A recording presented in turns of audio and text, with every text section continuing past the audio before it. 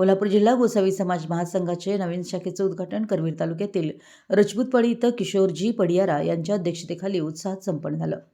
यावेळी श्री पडियारा यांनी गोसावी समाजाची एकजूट आणि संघटन अधिक बळकट करण्याच्या उद्देशानं हा महत्त्वपूर्ण टप्पा गाठला गेला असं सांगितलं।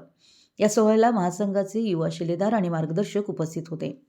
यावेळी महाराष्ट्र राज्य अध्यक्ष जयराजदादा घाडगे, महाराष्ट्र राज्य उपाध्यक्ष सोमनाथांना मकवाने, प्राध्यापक शिवाजीराव कोरवीसर यांच्यासह रामसिंह राजपूत, राजू कोळी, रजपूतवाडी सरपंच जीवनसिंह राजपूत, शिवाजी संकपाळ, शेखर पाटील, गणपती बोडके यांसह ग्रामपंचायत अधिकारी व ग्रामस्थ मोठ्या संख्येने उपस्थित होते।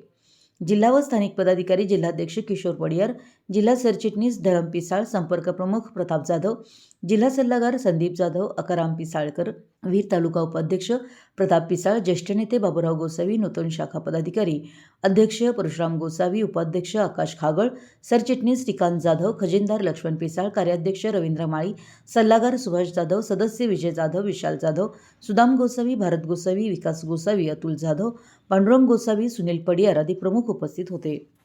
करवीर प्रतिनिधी, मराठी एस न्यूज।